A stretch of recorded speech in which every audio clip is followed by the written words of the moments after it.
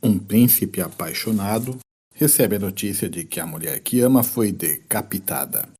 2 anos depois, seu régio pai morre. Uma história de amor termina e outra, de vingança, se inicia.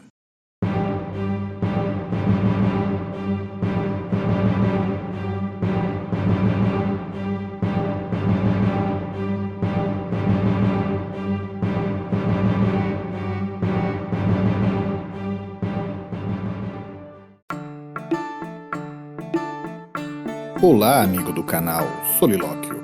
Hoje vamos contar a história de Dom Pedro I, oitavo rei de Portugal. Não confunda com Dom Pedro I do Brasil, para os portugueses, Dom Pedro IV.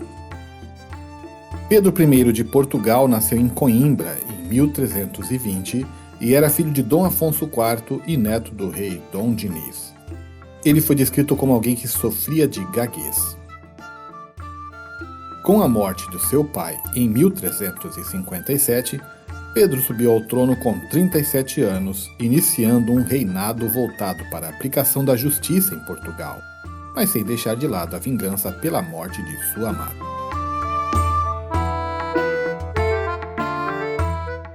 Dom Pedro I era um rei que tentava ser justo. Certa vez, 2 de seus escudeiros, conhecidos do rei de longa data, roubaram e mataram um judeu. Chamados perante o rei para se explicar, os 2 tentaram negar, mas o rei os pressionou a falar a verdade, dizendo que a conseguiria sob açoites, se preciso fosse. Eles confessaram, e o rei os condenou à morte por degola.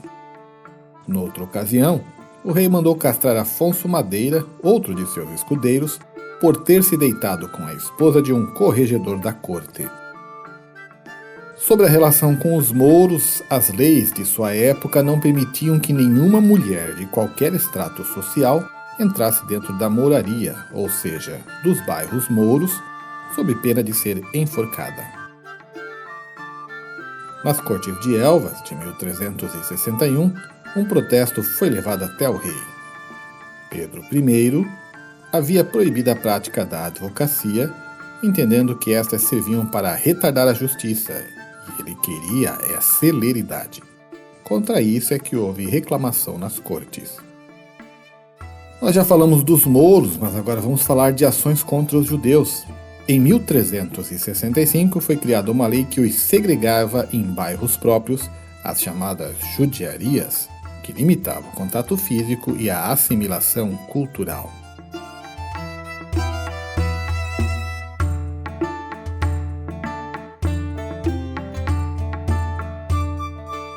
Uma questão eclesiástica foi retomada nas já mencionadas Cortes de Elvas.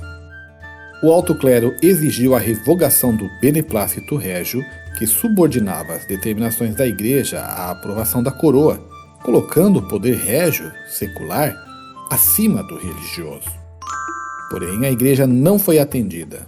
Pelo contrário, nessas cortes o beneplácito régio foi reafirmado.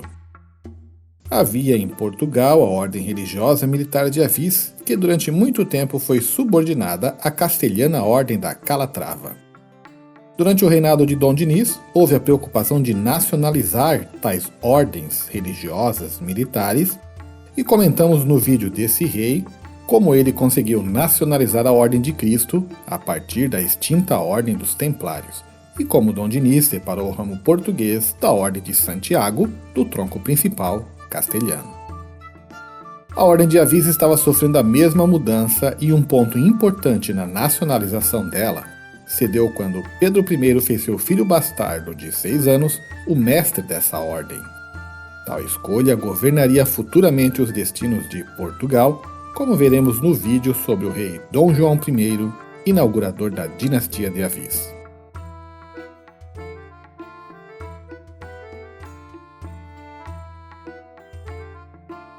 Nessa época governavam em Portugal e em Castela 2 Pedros, sendo o primeiro tio do segundo. Todos os 2 primeiros dos seus nomes e todos os 2 recebendo o epíteto de O Cruel. Por isso, quando falamos aqui de Pedro I, é o português, e o outro virá acompanhado da especificação de que é o castelhano. Pedro I fez acordos com Pedro I de Castela e, como Castela estava em guerra com Aragão, Pedro I enviou algumas galés sob o comando do almirante Peçanha para bloquear o Ebro e atacar Barcelona. Como os dois reis estavam amiguinhos, Pedro I deu vazão aos seus planos de vingança há muito tempo engendrados, pedindo a Pedro I de Castela que enviasse a Portugal os assassinos de Inês de Castro, e em troca Castela receberia fidalgos em semelhante situação que estavam refugiados em solo português.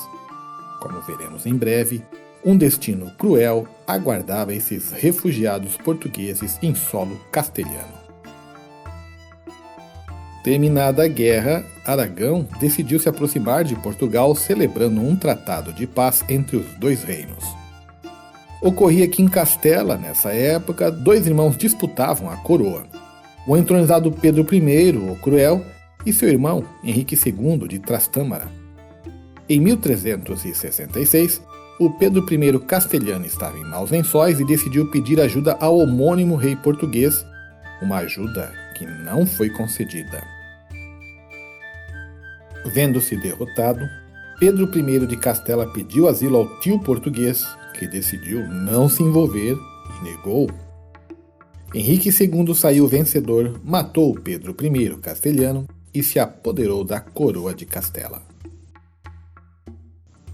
Conforme vimos no vídeo anterior, que contava o reinado do pai de Pedro I, o rei Dom Afonso IV, em 1329, Pedro foi casado com Constança Manuel, uma nobre castelhana que seu rei, Pedro I de Castela, não enviou a Portugal num primeiro momento para seu noivo, causando uma guerra entre as duas coroas.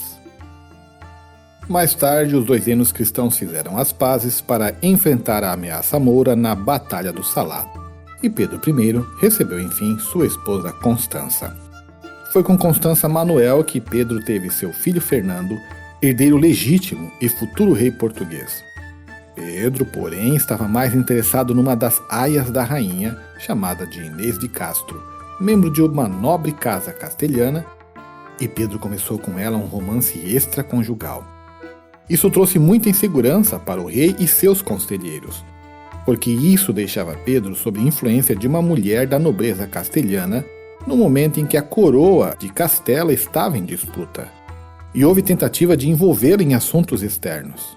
Então, Afonso IV exilou a moça no castelo de Albuquerque, na fronteira castelhana.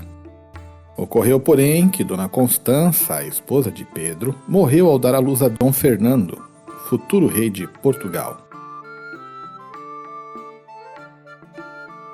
E como o amor de Pedro por Inês não diminuiu, estando ele agora sem esposa, Pedro desafiou o pai, mandando Inês voltar do exílio. E isso era um assunto muito delicado para Afonso, porque Pedro passou a ter filhos bastardos com Inês, e Afonso tinha sofrido muito com a possibilidade de ter seu direito legítimo ao trono transferido ao seu irmão bastardo. A chance de ver a situação se repetir com o neto não lhe agradava em nada. Daí chegamos ao fatídico ano de 1355. Recordemos que o rei e seus conselheiros não apreciavam ver Pedro sob influência da família Castro, de Inês, uma família envolvida na luta pelo trono castelhano. Além disso, Afonso ouviu rumores de que os Castros queriam dar fim ao herdeiro legítimo ao trono, para que a linha sucessória chegasse ao filho de Pedro I com Inês.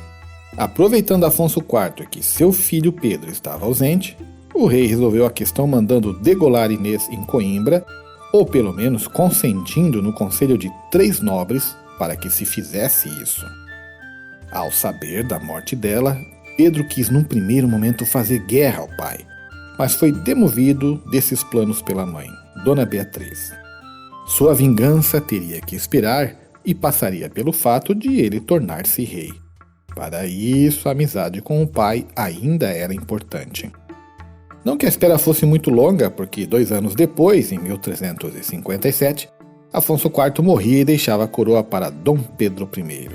A hora da vingança se aproximava. Bem, como comentamos nos eventos da política externa de Pedro I, ele conseguiu repatriar 2 dos 3 nobres envolvidos no assassinato de Inês de Castro. E como falamos, os dois Pedros I, os cruéis, fizeram trocas de refugiados, sendo devolvidos a Portugal os nobres Pedro Coelho e Álvaro Gonçalves, ou seja, 2 dos 3 nobres envolvidos no caso da Inês estavam agora em poder do rei. A crônica de El Rei Dom Pedro I, de Fernão Lopes, sugere que Pedro Coelho e Álvaro Gonçalves tiveram o coração arrancado do peito durante sua execução. Pedro Coelho foi descrito por Fernão como um nobre nacionalista que entendeu que cumpriu seu dever quando eliminou Inês, já que esse romance deixaria o futuro monarca português refém de paixões que o levariam a imiscuir-se em assuntos estrangeiros. O terceiro dos assassinos de Inês, Diogo Lopes Machado, conseguiu fugir para Avignon, na França, recebendo posteriormente perdão do rei e chegando até a desempenhar funções diplomáticas durante o reinado de Fernando I. Tendo conseguido executar 2 dos assassinos de Inês, era hora de Pedro I se voltar ao assunto de sua rainha. Não. Não estamos falando de uma nova esposa, mas da morta Inês de Castro. Pedro I proclamou que a finada era sua esposa legítima e se esforçou em provar que seu casamento tinha acontecido em Bragança, em 1353. Então, ele mandou construir 2 magníficos túmulos no mosteiro de Alcobaça e trouxe os restos mortais de Inês para o túmulo a ela designado. Inês foi proclamada rainha post-mortem. Conta a tradição que Pedro teria feito desenterrar o corpo da amada, mandou coroá-la como rainha de Portugal e obrigou os nobres a procederem à cerimônia do beijamão real ao cadáver, sob pena de morte aos que se negassem. Por fim, em 1367 morria em Estremoz o Pedro I, cognominado o Cruel, mas também o Justiceiro.